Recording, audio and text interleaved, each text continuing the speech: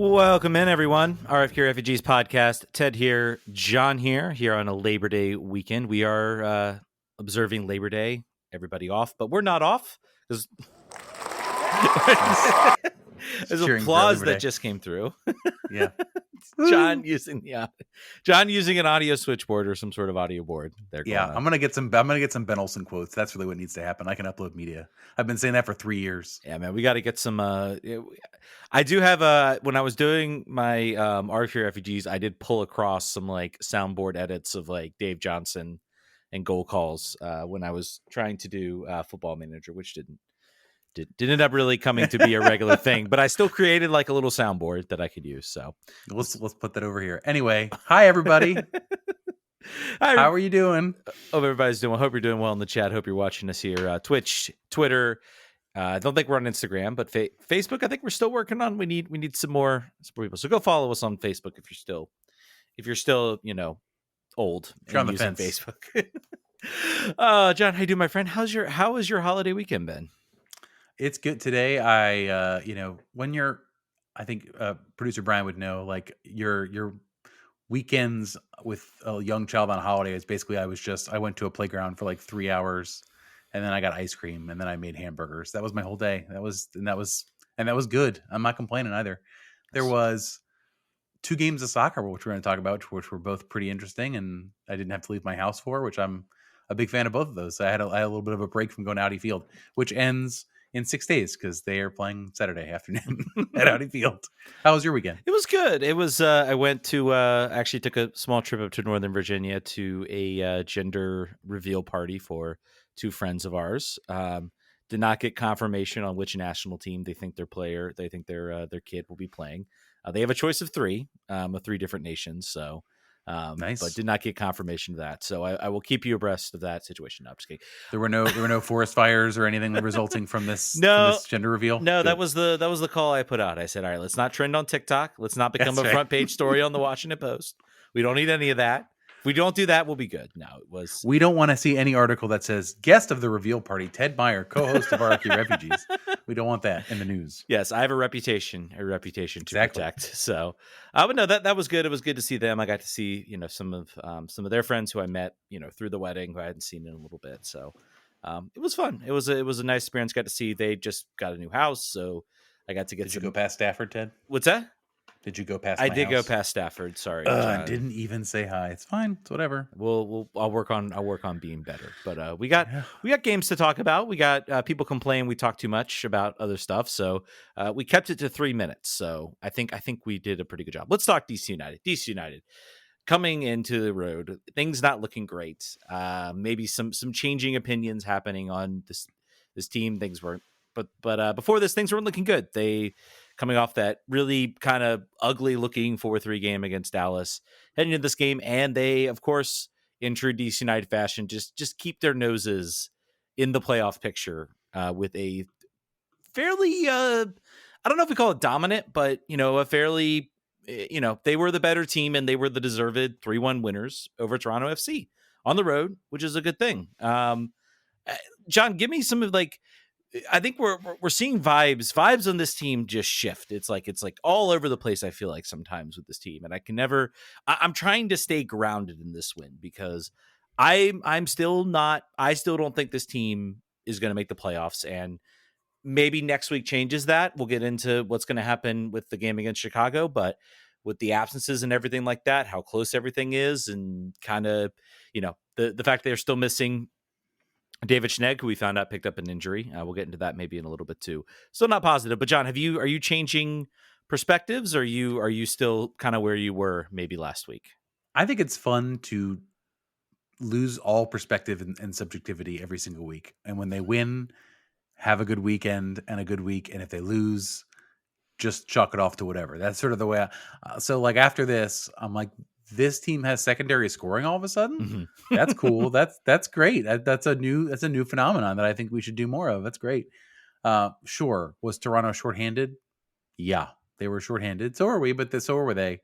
Toronto's not had a great season. We've had a worse season. But yeah, I think overall you'd have to say that things are looking up. There are things to take away from this game where you can think they could build on it. There are absences coming up next week, but we're also playing Chicago, who look like NPSL side against Miami this week at home in front of 55,000 people. So if anything is possible. To your point about making the playoffs, we're right on the cusp. They're just all they want to do is make it so that you have a reason to pay attention in the last couple of weeks, and they might do that. That's possible. I think, like you, as the season sort of winds down, we're going to find ourselves on the outside looking in. People will say it is a disaster season, and there will be many people calling for the head and say, we've been losing for 10 years. I'm so tired of this. And that is true, and that is fair. But I think as long as this team keeps it close, keeps fighting, I don't think we can ask for too much more than that. Because I think at the beginning of the season, we said the likely outcome was around the playoffs. That was what we thought. But we also didn't predict that the MLS Eastern Conference at the bottom would be like a box of tangled cords, which is sort of what it's like. Which is either a good thing or a bad thing. I haven't quite decided yet. Yeah, I think like you, I think the engaged among us, the people that know about, the changes with the offseason, the, what has surrounded the club, what the club's been up against the cap. I think most of us will be kind of, okay, like here, this was about, resetting some things. This was about running out some contracts. And now winter is where we can really start to see, what Ali Mackay's made of, what Troy Lessane's made of. They can now get to kind of have more flexibility to build the team they actually want to build. The people who aren't as engaged, which again, not blaming you. I don't want to tell anybody, hey, I'm not going to force anybody to say you have to pay attention to what's going on with the team. You can pay attention at your leisure. But I think some people will be like, look, well, what's changed? We've been missed the playoffs again. Like, is anything going to get better? And our answer is maybe with this team. So, and I think this game was a good reminder. I think that things are heading in the right direction. You see a team go up on the road. David Schnegg picking up, which we found out, picked up apparently a pretty significant, I think it was a hamstring injury is what Troy Lessane said. Calf injury. So undetermined, we did not get like a specific timetable on that. Several weeks was the call. So he might not be back until, October. If we're lucky, is apparently what it's looking like. So that's still going to be something to watch, I think, with this team, is how they, navigate around that. Can they overcome that? Do they have a little more depth in there? Let's talk about the game. First of all, the good. You talked about, team scoring. I want to highlight even further. This game was about depth scoring. This is about, probably I would say the first time this year, the depth came in and actually made a difference in a DC match and led to us getting 3 points, which is something we have not been able to say about this team. The depth has been, this team has all been about, first 11's out there. They're going to usually get the lead, and then usually we lose it towards the end because then players get tired. This is their third match week. They've been playing 90 minutes straight. They've had maybe one or two subs you can throw in to try to hold the lead, but not much else. And this is the first time I feel like now we're starting to see, with all the changes coming in, with all the new signings coming in, now there's some actual depth to actually kind of build this team around. There's, at least some players, it's not, the death spiral of players not being healthy, and also players stepping up, which I think, was also a combination of this. So, yep. And the fact that these happened all, they all happened in the second half, and they all kind of were grouped. Those are tactical changes and shifts made by Troy Lessane, looking at sort of a pretty ragged looking defensive unit for Toronto, pretty tired at times. And they said, let's go. We're taking Benteke out of this game, but let's not change what we're doing as far as finding a target man, but also being very direct and having Badji run right at that back line and try to play him in. Badji almost scored, I think, again, I don't know if he was offsides, but almost as soon as he came on, he was a threat for goal. So, and I cannot talk without giving Pirani some credit because he scored a goal. I was talking, I think, in the Discord, maybe 60 seconds before that, got in the face of a Toronto defender and like try to put his hands up towards his neck and trying to bait him to fight. And he looks ridiculous doing that because he's very slight. And then literally like a minute later, he scores a goal. So I apologize. Do what you needed to do to get your head right, Bronny. I apologize. And then I think of the three, what do you think was the best goal? I think it's the free kick. I think it's the well worked free kick there. Oh yeah, it comes from a set play. Obviously Ted DiPietro picking up the assist. I think he had one maybe not so good moment in the first half, and I want to call him out specifically because I think we're starting to see old Ted start to come back. He was, in my mind, probably the best play, maybe other than Alex Bono, who I think came up with some saves. Offensively, he was the one, he had a couple nice chances, opportunities. That's what I want to see from him. I'm not, the conversions will get there.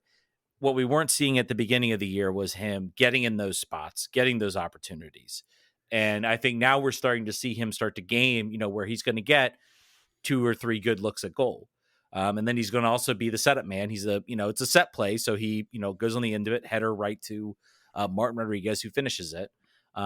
So, again, I thought Ted DiPietro looked good. And I thought that first goal was probably the best of the bunch. It wasn't close either. It's funny now. I think, let me see if it's in the rundown about Ted. Okay. Yeah. We'll talk about Ted's contract later in a second. But let's talk about, Aaron Herrera's return after 45 minutes. Aaron Herrera, after being able to be playing the second half of the 4-3 loss in the week prior, goes 90 minutes and looks like he hasn't missed a beat. I think that right side with him and Stroud, and then Koo, when he would sort of shave over to that way, which he does at times, he kind of has a floating responsibility. He continues to be, I don't necessarily want to say the straw that stirs the drink, but certainly a player that they can't account for his missing. When we have a right back or a left back missing in the game and have to shift, that's always completely evident, and there's not really a plan B. So Herrera is a player that I believe he has an option year for next year. As we're locking up players, I think Herrera needs to be one that we look at. And there's a question coming up on that a little bit later. Yeah. And I think hopefully we hear either the options exercise. I think he will pop, he'll at least have that happen. I'm hopeful we're seeing contracts be kind of locked up where, and this is something I think that's giving me a lot of hope, is that we're starting to see this team, before I think one of the flaws of DCM. Well, let's pause a bit. I'll get into that in a little bit. I think with regards to the Ted contract and everything. So we'll pause. But yeah, Aaron Herrera is great. Like on the ball, like 90th minute, he I think helps kind of set up at least one or two good chances where he kind of overloads that right side. I think the third goal comes from him making that run in the 90th minute, overloading that right side and just crossing that in. The problem is they need a depth option for him. They need someone else in there because right now there's nobody. It's Dahome again, or it's speaking of, yes, he's not listed in the good of the rundown, but he absolutely needs to be. Yeah. Once again, Dahome, one of the Footbomb has a man of the match. I believe the color commentator had him as man of the match. He is so much more dangerous when you keep him away from our back line and give him no defensive responsibilities. He is 10 times the player when he doesn't have to track back, and he's able to focus solely on creating chances, breaking lines. Well, I'm trying to remember which goal did he have the assist on. He had the Baji assist. Assist, yeah. Yeah, I mean, I just really, really happy with what we're getting from him right now, and I think there's some more questions about him. What do we see as his future? He is getting hot at the right time for his own self, I think. Yeah, I think there's a big question. I think we'll get into this a little bit, but again, creates the pressure, sort of wins the ball. I think what you're seeing is, a lot of people, he's not been the favorite player of many amongst the fan base. And I think it's been, him sort of having to play that role that he's not comfortable in. And I think we are seeing, and I think he would make the point where he would say, look, play me in my natural spot, play me where I want to be played, and I'll be good for you. And I think if you listen to Jason Anderson went on Pitch Pass the other day, and he was kind of talking about Dahome, and he said, look, this league values speed, and Dahome has speed. And like, if you have quick players, you're going to be win a lot of soccer games. And so I think that aspect, people are talking about, looking at this, at what this team is going to have as far as the cap goes. I think ultimately you are going to see some players, go away. It could be both Dahomey and Rodriguez. I think a lot of that's going to depend on what does Mackay think he has sort of to bring in, and does he think that's an actual improvement? And how good of an agent do Dahomey and Rodriguez have? Yeah. Yeah. So Dahomey, looked really good in this game. I thought the tactical shift we talked in the second half, obviously the sub came in. I believe they subbed out McVeigh, I want to say, for Rodriguez. And I think that was a case of, if you watch a lot in the first half, they got some chances, but a lot of it was counterattacking, direct balls, kind of bypassing the midfield. I think, Rodriguez was kind of brought in there. You're not going to get a lot of aerial chances, even though they give up a goal on an aerial chance, but you're not going to get too many aerial chances. I think what Lassane saw was, we're not getting much aerial chances. I think we can put Patola in there as the second center back, and then we kind of shift Rodriguez in there. I think he was also maybe trying to trial it out to see what's going to happen to this team once coming up next week. And I think it's seeing how can Rodriguez and Click kind of pair in that little center midfield spot. I thought he was really good. Again, I think maybe he didn't, I guess, generate a specific chance or goal this game. But again, sort of being that guy who can sort of be a little more presence on the ball, kind of hold up the ball, sort of allowed DC to sort of develop in that midfield, and also, hold the press as well, and sort of create that short field that I didn't think they were really doing in the first half. So, any other, highlights you want to spot, or any players? Nope. Let's talk about the bad. The fact that they give up a tying goal in the 82nd minute, and I think any 83rd minute, I don't think anyone in the universe was thinking, "Oh, they're gonna win this for sure." I'm feeling very confident that goal was a gut punch. You could see it on Alex Bono's face. Had given a great performance up to that point. The defense had been really, really stout, and then gives up. I'm trying to remember. Was it on a corner? It was a near. I know it was near post. I think it was in the run of play, or it might have been a corner kick. You might be right, but it was either a short corner or in the run of play, because the cross kind of comes from, beyond the corner line. But it's a cross in. Aaron Herrera tries to go up and win it. I'm not too mad at the goal they gave up. Like, I think there's you're not, any team is going to be sort of at the margins when it comes to defensive at this point. DC especially is going to be in there. I'm not too mad at, I guess, the goal that they gave up in this game.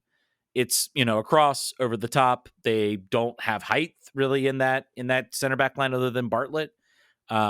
So I think it was a little bit unfortunate. I actually thought, I think there's a chance they can still come back in this game, because up until that point, they were the better side. So I was like, okay, we got 7 minutes. Baji's already broken through. They've been able to sort of establish that press. I think there's a chance we can come through this. Now, they very well could have not, but I was maybe a little bit less like, all right, we've got some offensive subs in there. Some guys have looked good. Let's see, this is an opportunity for them to see what they can do. So I guess it's easy to say in hindsight, but I wasn't feeling, I was disappointed, but I was like, I've seen enough to say this was still, a good performance. And yeah, the goal didn't bother me, I guess, as much. You're going to have situations like that. It's more about being on the road and getting those last 2 goals. I think that's really more than giving up and having it equalize. It's having the guts to continue to go for it too. Like, there's always a question of, like, are they going to be content with 1 on the road? Are they going to be? I mean, they shouldn't be at this point. Yeah, but like, maybe they are, considering just sort of how bad things have gone.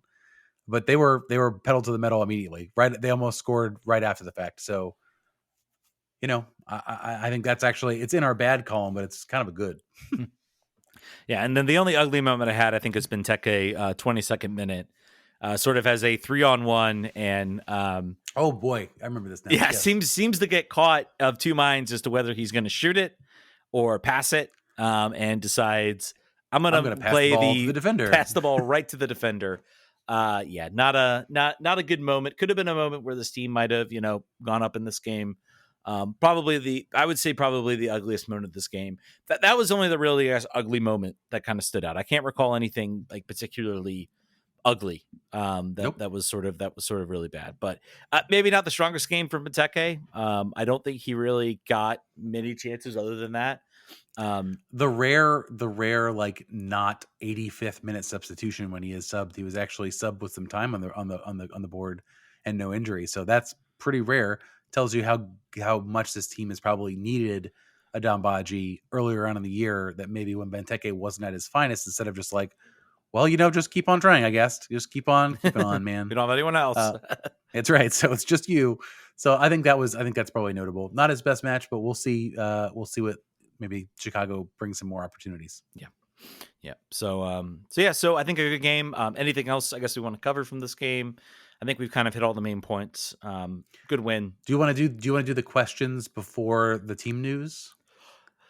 Let's I think we can maybe weave some of this in, but let's before we begin, we got next week against Chicago. I think this will be no Herrera, no Peltola, no Enau. I think there was going to be no Jeremy Garea, but Garea I think was dropped from the El Salvador roster, so he will be there.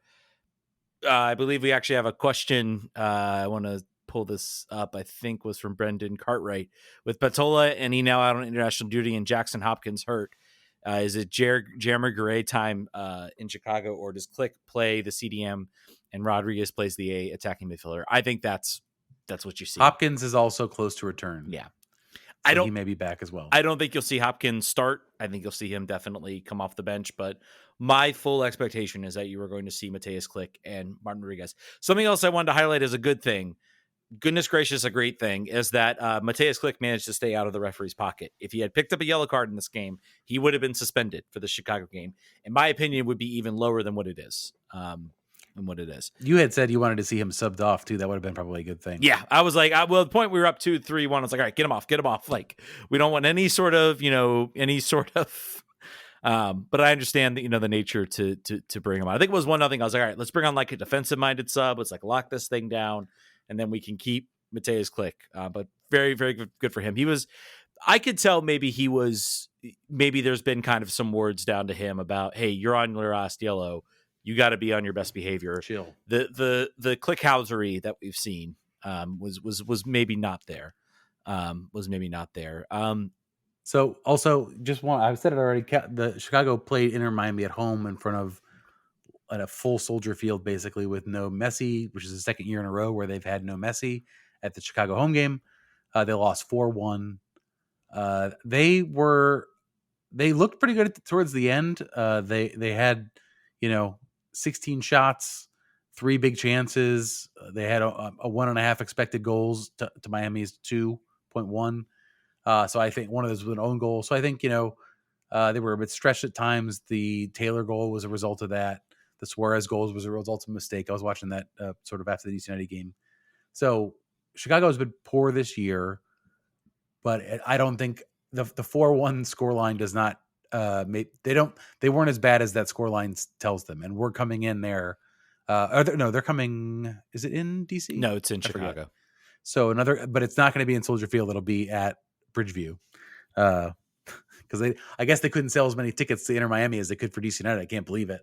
Can't believe they've had to change that. It is. They said it on that. Wow. It'll be at Bridgeview. Interesting. Yep. Yeah. Anyway, I think that there is overconfidence would be a mistake here with the absences you just talked about. I think there will be some tactical wizardry necessary here from that coaching staff to figure out how we can do this with no fullbacks or with Pedro Santos again at left back and nobody right back. Yeah. So we'll figure it out. Maybe we'll go 3 in the back. Dubs621 on Twitter says, who's going to play right back with a Herrera on international duty? And please tell me it's that Dahome unless they're playing 3 center backs. I think we could see a return. If I was doing this, I think we could see a return to the 3-5-2 with, not with necessarily Herrera out there. I think we could see Stroud. You mean not with Dahome? Dahome out there. I think we could see Stroud kind of playing like that right wing back position. He can do that. I think then you have a choice. You either have Dahome or Santos.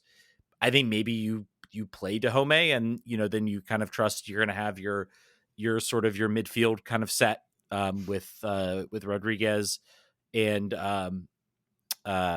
Santos in centrally. Then you've got, I think, then what you would need one more player in midfield. Probably be Teku DiPietro and Benteke, and then I don't know, maybe you throw out a Pirani, maybe you throw out some other type of attacker. I'm not really sure. I'm not really sure what you do there, but it's going to be an interesting problem to solve. Again, MLS, please, can we please stop the playing during international breaks, please? Like this is it's terrible. It's awful. I don't think there's any other way to describe it. So what would you do? Would you keep the same formation and try to work around it, or would you The problem is you cannot put in a 4-man back line, you cannot put Dahomey there again after the yeah. even though he was playing left back last time due to like chicanery basically. I still don't think was he playing right back or left back? He was playing right left back. He was playing right back. Okay. Left back But he's been okay. He's been he's been okay. Right back it's just clear like there's just something when you switch him to that side, he just can't. I just don't think that you could afford to put him over there. I'd have to go with a 3-man back line. Yeah. And then maybe Stroud. I think Stroud has had to do that once or twice this year. I don't think he looked great. But we really don't need great necessarily. We just need no mistakes. I think also you could play Santos there, and then you play, Dahomey sort of up in the midfield, and they can kind of share responsibilities. I guess my concern, with Santos is sort of placing him out there, kind of on that island. He's 35. He has the legs, but he needs to be managed, so to speak, I guess is the good way to put it. So unfortunately for him, we're in the left back doldrums, so we're gonna ride him till the wheels fall off pretty quickly. Yeah. So we'll see. I'm curious if we get an update. If you see a hamstring pop on Santos in the next 2 games, start packing your cardboard box. I do wonder what Connor Antley's status is at this point. If he's still, I think he's on SEI. I think he can't come back. Okay, is he on SEI? Well, they can bring him back. I think it's just a matter of, do they have the cap space to do so? So I think there is a way they can sort of pull him back into the roster, and his salary can't be that great. So no, it's not. Yeah. So so we'll see. It's going to be interesting times. Let's get to some. We're gonna weave. There's another question I think I want to get here, and then we can maybe wrap up topics. DCU 96 at MLS Soccer 96. I think we've already covered. He asked about the playoffs. I said, should DC United have sold Akambone? Yeah, that was a question that came up. During the transfer window, that Bournemouth were apparently trying to go out and get Mateus Cunha. Apparently, they were not close to DC's valuation, and DC said thanks, but no thanks. And the offer was said to be from $3 to $5 million. Oof. Wow. So that's interesting. It is. That means our valuation is very high on him. Yeah. So that's good. I hope they continue. I think they maybe have made it a little easier on themselves, the fact that they've been able to get playing time with him. So say, hey, you're still going to develop. We think, you're worth more. The timing could not be right. Maybe they did talk to Matai and he's like, I think I want to, maybe I want to still grow a little bit. I think there's still some room to grow. I don't know. Speaking of the opposite of that, we have Christian Fletcher, who's off to Nottingham Forest, playing for the U21s. It's a loan with an option to buy, although he has been very, very adamant that his intention is to stick. He wants to go. The plan was always for England, and that's what he wanted, and he believes he can do it. So unlike Matai, who has not been agitating for a move, I think Fletcher has been for a while, and he really thinks that his route is over there. So that's fine. Good luck to him. We have a contract through this year and next year. The option to buy is very low. If it's what I saw on a Goff tweet, I think it was like 2.5 million. But as far as what he's been able to produce for DC United, you can't maybe ask for too much. You needed to think about a sell-on clause as being your way you're really going to get money out of him and hope for the best. Yeah. I just wanted to say, I think there was some news brought up about what his contract situation is, that it's up in 2025. DC has an option for 2026, so that, they're going to get paid if he leaves. If he leaves this window, if, Nottingham Forest are impressed enough with him. This feels like where Swansea kind of felt like, let's get your development, let's get you some minutes, let's get you some playing time, and then we don't have a next pro team. So this feels a little bit more. I think this is a loan for a year. And then there's I think in January is when the clause is there for them to say, hey, let's make it permanent. And then if they don't, my guess is he comes back. So It would be worth watching if he lights up the U21s. I think they play in a little bit of a higher level as far as like their academy goes. So this might be a little bit of a step up. If you watch some of the score lines from the Swansea game, not there wasn't a lot of defending going on there. So I'll be curious to see how he does with these U21s. He won't be making a start, but I think there's a chance he could be in there. And I agree with you. It sounds like maybe he is more like, look, I'm not getting the playing time here. I've been injured, but it's time for me, to go, or I'm going to be a very unhappy person. So, figure out. And it's worked.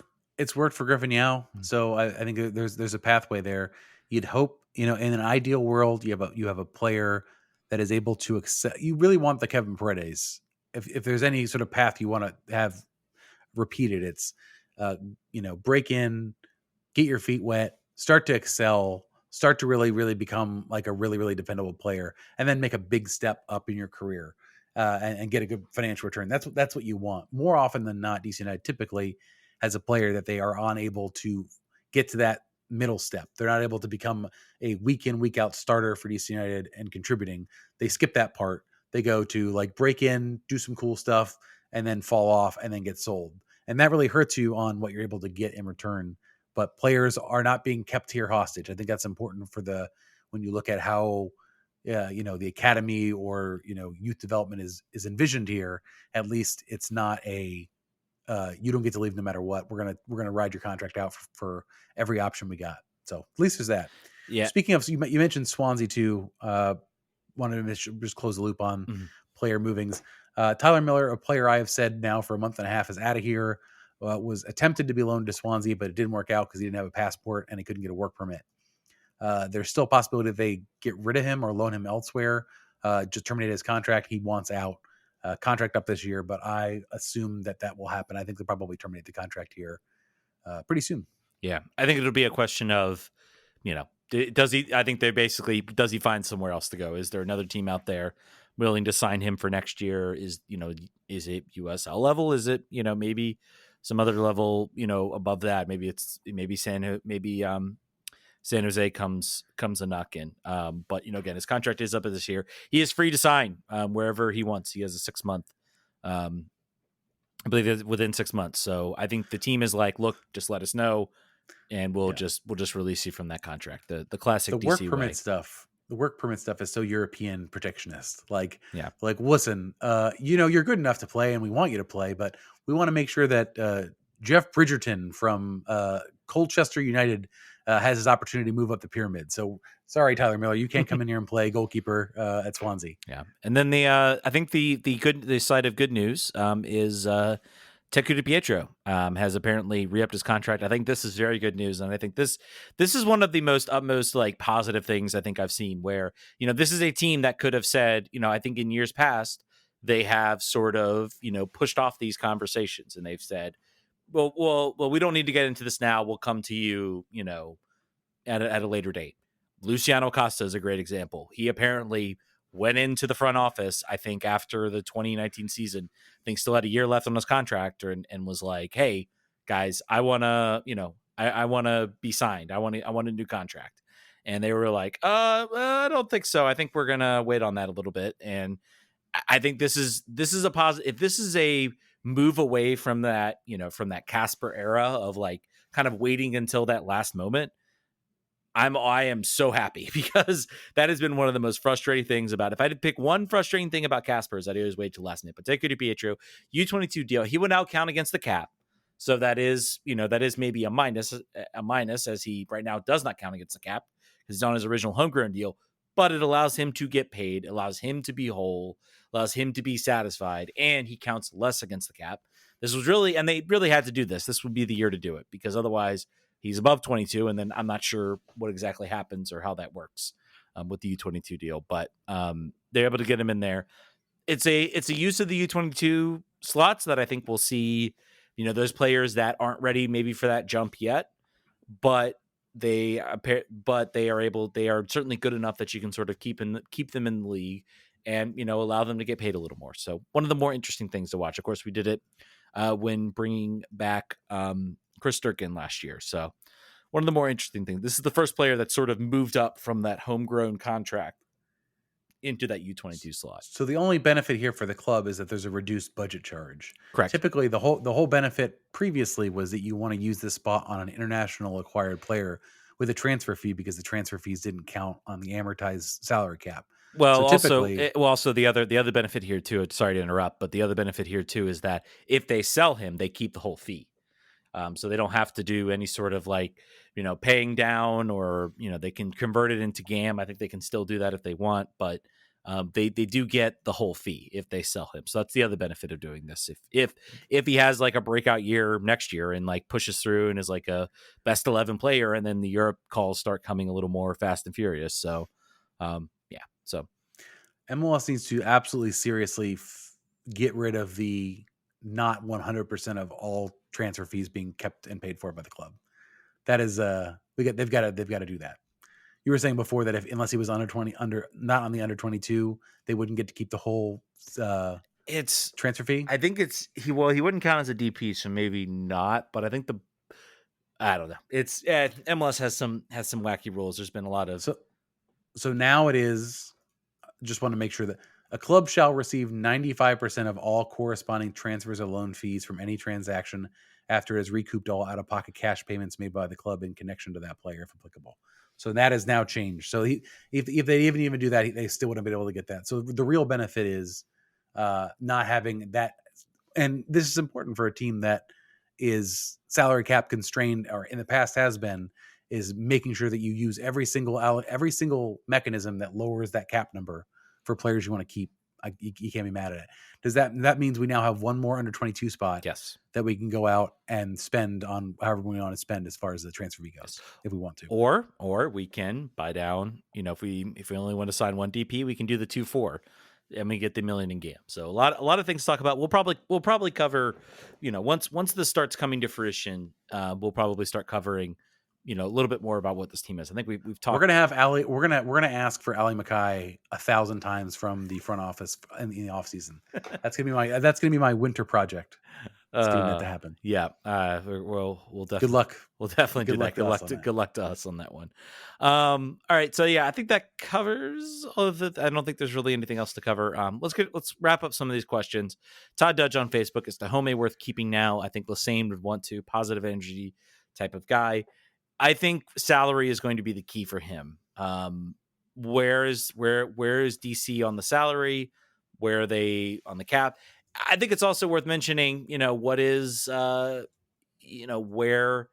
is the team as far as like scouting, and where, what is Mackay thinking? Who does he have? Because, again, yes, you have transfer windows, but you're always looking, you're always talking to players. You're always trying to see, what might be there. You're always trying to, have conversations. And, I think entering the window, then, who you want. And which players you're wanting to sign. So I think that's going to be the key with all these players as to who they bring back, who they say goodbye to. Sport Track has his salary for this year at $965,000 at the age of 30. So you're looking at age 31 deal. Typically you want to raise. He's going to be in a position where he's looking for more money because he has had his now best season for DC United this season coming into his free agency. So, I think out of the two, Martin Rodriguez previously, that wasn't asked here, but those are the two that sort of get grouped together. Two players making near $1 million. I think he wanted to go to Colo Colo, and I think Colo Colo said, I don't think it's going to work out for us. So I think that you might be in a better bargaining position with him than you might be with Dahomey. Dahomey probably has suitors in MLS at different places for around the money he wants. So, we'll see. DCU 96 did ask, if the situation occurs, DCU have to pick between Martin Rodriguez or Click coming back next year. Who would you rather have? I think the position and salary is going to be key there. I'm maybe not as I'm high on Rodriguez. I see the benefit he offers. I think he's one of those players that there's not anybody else on the roster that can do what he does. So he looks very good because of that. No one else really has that sort of calmness on the ball, that ability, to sort of control the game.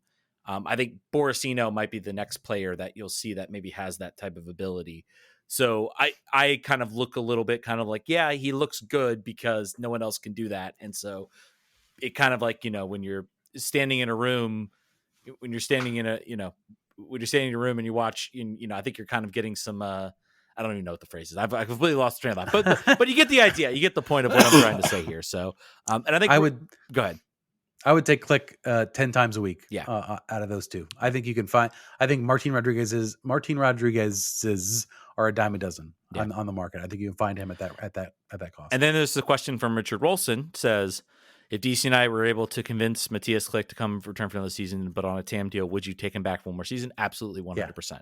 Yeah, for sure. And I think that's going to be something to watch. Can they do that? Is there an option to say, hey, he's happy here? Maybe you can convince him a little bit. Can you get him sort of into that TAM deal? Because I think after the contract's over, like, and you re-sign him, then he doesn't. You don't have to factor in that salary or that whatever you paid for him to sort of come here. So he's making 1.9 this year. That's close. You're close. I don't know. He was making $2 million a year with Leeds for his contract there. So he took a bit of a pay cut to come here. Very small, but there's precedence now. So maybe. What's that? Is it 1.4 is the floor for TAM? I'll have to. It's something. I think it is close though. I think to your point, it is. Yeah. It is something that's reasonably possible. Yeah, and can you restructure that contract? With we'll look up. Google's not being helpful as far as we will look that up for you to figure out what that floor is. Question, and Richard asked us, which I think we'll hold. Richard's last question is about contract for 2025. I think we'll hold a little bit on that. Maybe we'll get once the season's over, we'll get more details about that, Richard. But appreciate the questions, guys. I wanted to make sure we got into those. Let's go into the Washington Spirit. I think will be next. 1-1 draw against the San Diego Wave. Of course, the big story coming into that game was Corey Bethune picked up a knee injury. I think we're all kind of holding our collective breath, especially those that are aware of Corey Bethune's injury history. Blew out the same ACL 3 times. So we hope it is not that situation. We didn't hear anything to the effect, but I don't know. Have we gotten any clarity, John? Have you heard anything? You're a little bit more I've not had an opportunity to be I've not been on any of the media calls. If it were serious, the many good beat writers of the Spirit would have let us know by now. So I think I might not. I don't think it's serious necessarily. I don't think we've not heard any sort of like major concern yet. She could be going to get second opinions. Who knows? We'll hold off on the concern right now. We won't even speak to it. We won't even speak. I'll just say that both her and Hal have not looked in their one game the previous week did not look as sharp as they did before they left the Olympics. I think going a month without playing real matches is a struggle. So that there's something to be said there. Just working back into the fitness and working back into the team. So hopefully it's not serious though. Yeah, hopefully it is not serious because I don't think I think the Spirit can survive without Corey Bethune, but man, does it make their attack just a little bit. This game, I kept figuring out. I was like watching the game, and I'm like, and maybe this comes, Lacey Santos. I think maybe is the.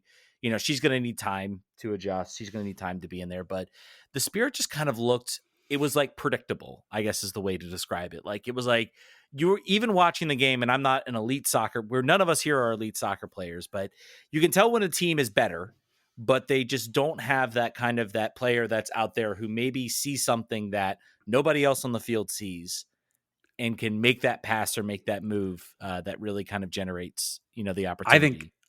I think Trinity Rodman was that player for the Spirit. I think I don't have the stats in front of me as far as expected assists, but she put probably 3 or 4 balls on platters that should have been goals.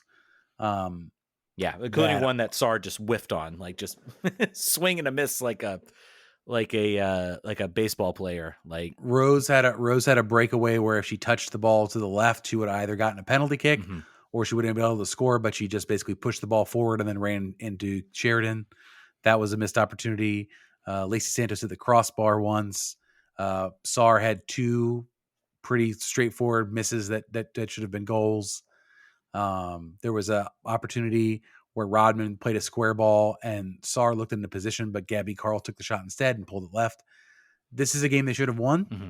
I think that to your point, they did not look nearly as dangerous as they did against Kansas City.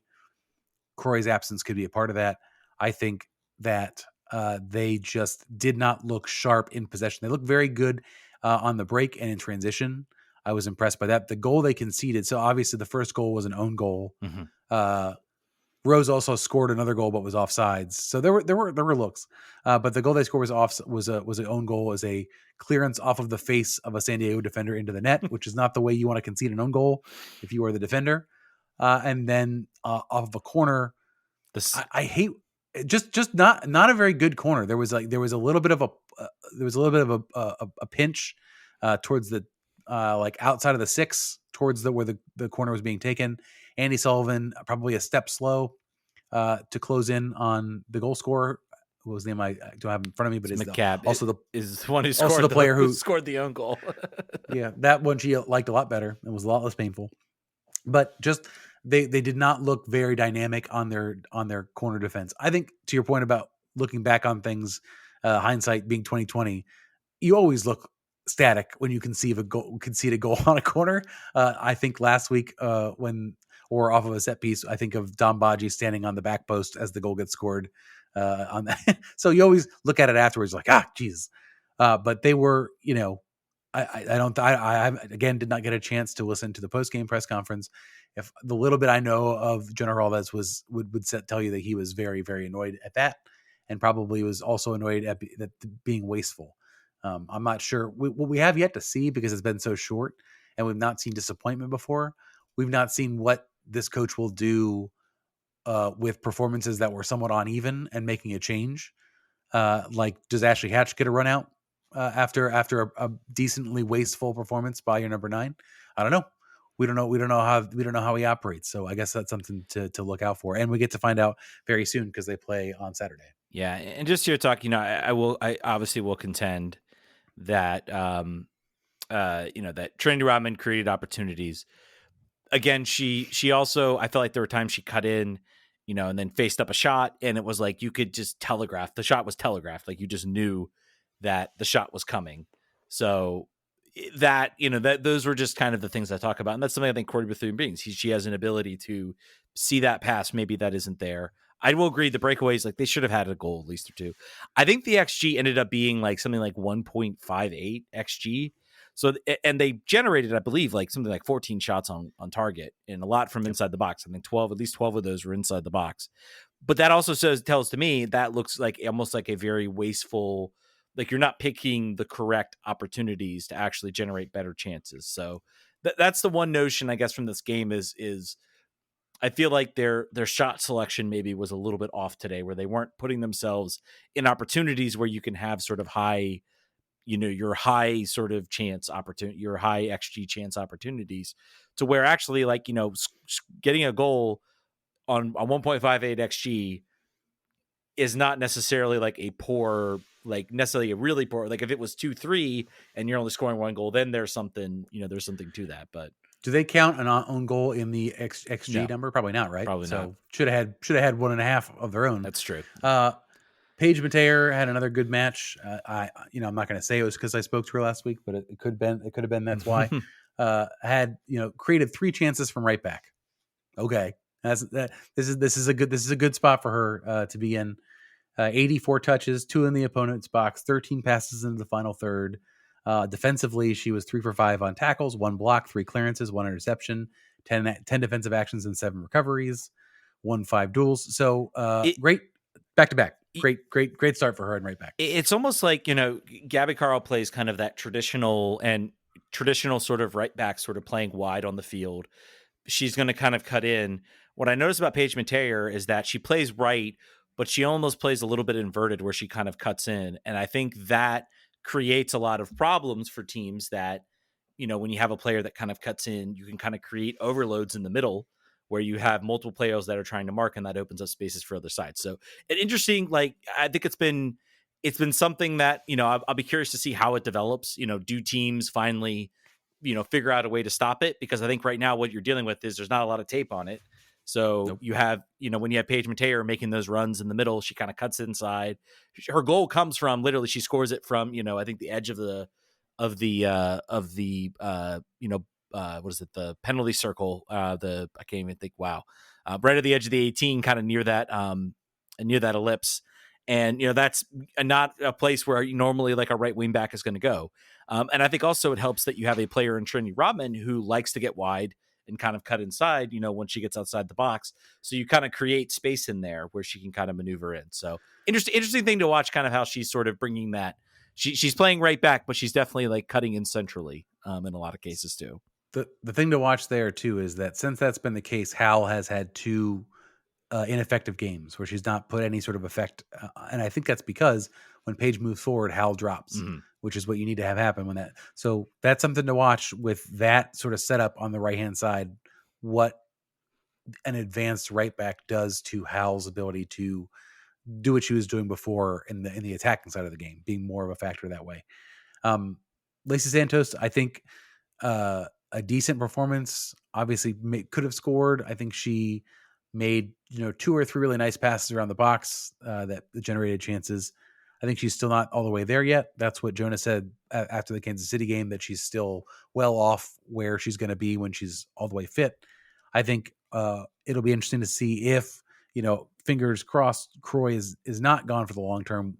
What is the Rose and Lacey link up work after they get an opportunity to really, get that opportunity down, get that relationship down. Casey Kruger made a number of nice overlapping runs on that side. The stats did not like her performance, but I think that I saw her get in dangerous positions a couple times as well. So I think this is a game they should have won. I think that they would believe that too.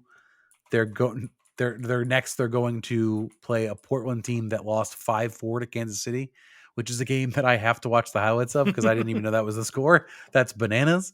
Wait, is that right? Is that correct? The Thorns, who did they play last week? We got to check here. Footmob maybe. They played Gotham. They lost 2-0 to Gotham. All right, so that's old.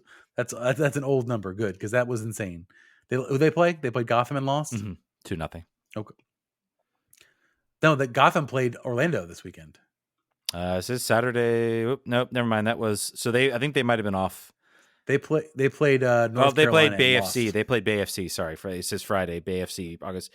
Google, this is like a weird way to do they have their like schedule from like right to left. It's bizarre. Kansas City played the North Carolina Courage on September 1st, yesterday, and they lost 2-1. Yeah. Temwa scored again. So yeah, I think that this is you were talking about the Thorns. Yes. Yeah. I think that this is a game that, they're at home. If Croy is back, I fully expect this team to win. If she's not, I think they've got to figure out how they can be more dangerous from more angles and not be so wasteful. The reason why they were able to win the Kansas City game is because they were extremely chance efficient, and you saw the exact invert of that, and then what the outcome was. It wasn't a loss, but it certainly was points dropped, I think. We should also mention, by the way, they have broken their single season goals record with that own goal. They have 37 goals on the year, which apparently has broken their single season goal record. For that. So that's cool. And I think also, I mentioned about this game, this was an opportunity for them. Casey Current lost, Gotham lost, this was an opportunity for them to kind of separate into that, make and really put a lock on that number 2 spot. Yeah. They would have been 5 points. You're not catching Orlando. Orlando's out of here. Don't even worry about them. Orlando's good. I think we're shaping up. If Spirit hold on to that second slot, you're looking at, potentially you get home field advantage through the playoffs because the championship game is a neutral site. That's going to be a really entertaining match against the Pride. But yeah, the Pride are running away with it. Just a stout defense too. 37 goals, 35 goals for, 12 against for them. They have literally just a lockdown. That would be a fun in WSL championship with the Spirit. It's the literal, the unstoppable force against an immovable object type of game. My plan is to go. It's November 23rd in Kansas City, which I may be at a conference, and I may just end the conference one day early and go do that. Yeah. It would be crazy if Kansas City were to be able to make it. They're not that far off. That would certainly be it. That would make the game a little bit more intense. But Orlando is they're a machine. Barbara Banda with 12, Temwa with 14. October those two players. October 6th is when the Spirit next have their game against the Pride. That'll be on the road, so that'll be a woof. That'll be a fun match. I wish it were at home. Maybe we can hand them their first loss of the year. So Let's hope. I'm sure there will be people on Twitter. We could troll the Orlando City guy. My days of that are over. Anyway, he's a Pride fan, believe it or not. Who's that? He's the guy we're talking about. The guy on Twitter that always trolled you. He's he's a Pride fan. Too. Of course he is, because they're like undefeated. Of course, I'd be a Pride fan. He's cool. He respects the game. Some of the other fans in Orlando don't necessarily respect the game. Anyway, he's a cool dude. But yeah, let's. Anything else I guess I want to cover? I was trying to think if there's anything else. Obviously, the Spirit next game coming up. We'll see what they do. Again, I think that's going to do it. Thank you guys so much for listening. It's always a pleasure to do the show. We actually got the show within an hour, so we're not, completely blowing up. We got questions in. We're on it, man. We were on it today. I think that's right. I blame / give credit to Ted's doing a rundown versus our normal extemporaneous free jazz episodes where we just sort of go with the flow. We're gonna work on that. I think the last show was a little rough, and I wanted to maybe just narrow it a little bit. the hour 40 minutes broke Ted's brain. He said, "Never again." No one's commute is that long. We're not doing that again. Yep. All right, guys. Thank you guys so much for listening. Again, patreon.com/RFK Refugees. Things are. I want to be honest, guys. I have fallen off the bandwagon with previews. I definitely want to get back to it. I promised a bunch of stuff, haven't delivered. I'm not promising anything. Don't promise it. Things. Personal life. Nothing bad, but just busy. So be on the lookout. Probably off season. I'm sure I'll get inspired to do some stuff. So, but our Patreons did get a Paige Mateer exclusive episode last week. And I think they might have gotten a Esme Morgan exclusive in the last couple of weeks. So DC United, those days are over for interviews. But if you like the Spirit and you want to join our Patreon, you're gonna certainly get some stuff that people are gonna get. Before anybody else. The days aren't over, but when you're doing weekly shows and everything, it can get a little bit. I meant interviews, Ted. I didn't mean the articles. I meant talking to Jackson Hopkins about whatever. Yeah, but that's done. Yeah, that's it. All right, guys. Thank you guys so much for listening. We'll catch you guys next week. Vamos. Thank you for listening to RFK Refugees Podcast. Make sure you rate and review the show wherever you download podcasts. If you want to support the show, consider joining our Patreon or subscribing to our channel on Twitch. Lastly, make sure you're following us on Twitter, Instagram, Facebook, Threads, YouTube, Twitch, Goals.tv, Friendster, MySpace, and Tumblr. Some of those are even real. Vamos.